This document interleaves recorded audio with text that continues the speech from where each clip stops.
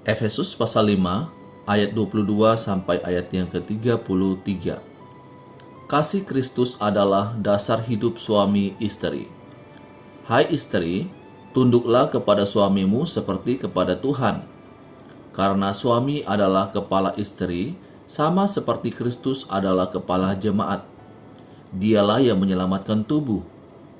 Karena itu, sebagaimana jemaat tunduk kepada Kristus, demikian jugalah istri kepada suami dalam segala sesuatu.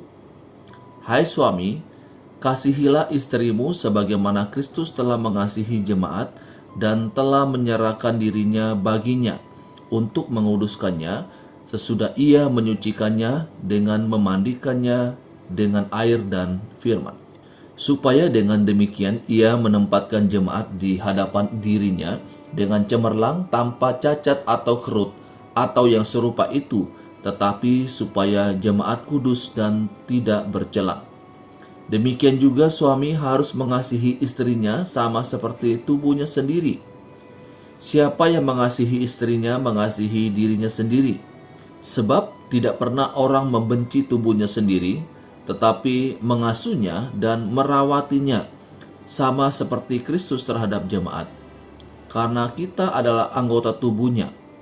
Sebab itu laki-laki akan meninggalkan ayahnya dan ibunya dan bersatu dengan istrinya, sehingga keduanya itu menjadi satu daging. Rahasia ini besar, tetapi yang aku maksudkan ialah hubungan Kristus dan jemaat. Bagaimanapun juga, bagi kamu masing-masing berlaku, kasihilah istrimu seperti dirimu sendiri, dan istri hendaklah menghormati suaminya. Saudaraku yang dikasihi oleh Tuhan Yesus Kristus, bagian firman Tuhan yang kita baca saat ini masih ada kaitannya dengan perikop sebelumnya yang berbicara tentang anak-anak terang. Bagaimana anak Tuhan itu harus hidup. Kalau pada perikop sebelumnya, perintah-perintah yang disampaikan itu bersifat umum. Artinya, itu kepada semua orang, baik anak-anak maupun kepada orang dewasa. Tetapi dalam perikop ini, perintah ini khusus bagi suami dan istri, bagaimana mereka hidup menjadi terang dalam pernikahan mereka. Menjadi terang itu bukan hanya dalam hal-hal tertentu, tetapi dalam segala hal, termasuk hubungan suami dan istri, di mana suami diperintahkan untuk mengasihi istrinya seperti dirinya sendiri, dan istri diperintahkan untuk menghormati suaminya. Saudaraku, kedua perintah ini harusnya dijalankan bersama. Suami tidak bisa mengharapkan istri untuk menghormatinya terlebih dahulu baru ia mau mengasihi. Atau sebaliknya, si istri tidak bisa mengharapkan suaminya untuk mengasihinya terlebih dahulu baru ia mau tunduk. Tetapi kedua-duanya harus secara aktif untuk menjalankan tanggung jawabnya. Baik suami mengasihi istri dan istri tunduk atau menghormati suami. Nah, saudaraku, berbicara tentang pernikahan Kristen, maka itu bukan hanya soal hubungan suami dan istri, aku dan istriku, atau aku dan suamiku.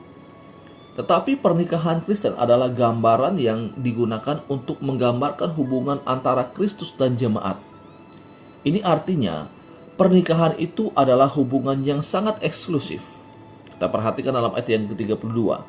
Rahasia ini besar, tetapi yang aku maksudkan ialah hubungan Kristus dan jemaat. Saudaraku, kasih Kristus merupakan dasar pernikahan Kristen. Suami akan dengan rela mengasihi istrinya jika ada kasih Kristus dalam dirinya. Sebaliknya, istri akan dengan rela tunduk dan menghormati suaminya jika ada kasih Kristus dalam dirinya. Jadi kalau ada perintah, suami harus mengasihi istri, atau istri harus tunduk kepada suami, istri harus menghormati suami, itu dapat terjadi ketika ada Kristus di dalam diri suami dan istri. Kalau mereka adalah orang yang telah percaya kepada Yesus dan mengandalkan Yesus dalam hidup mereka, dalam rumah tangga mereka, maka kasih itu dapat dinyatakan dalam hubungan suami dan istri. Saudaraku, kiranya Kristus menjadi dasar dalam pernikahan Kristen. Kiranya kasih Kristus itulah yang akan menolong dan akan memampukan seorang suami untuk mengasihi istrinya. Kiranya kasih Kristus itulah yang akan memampukan seorang istri untuk tunduk dan menghormati suaminya. Ini pembacaan firman Tuhan, renungan untuk kita saat ini. Soli Deo Gloria.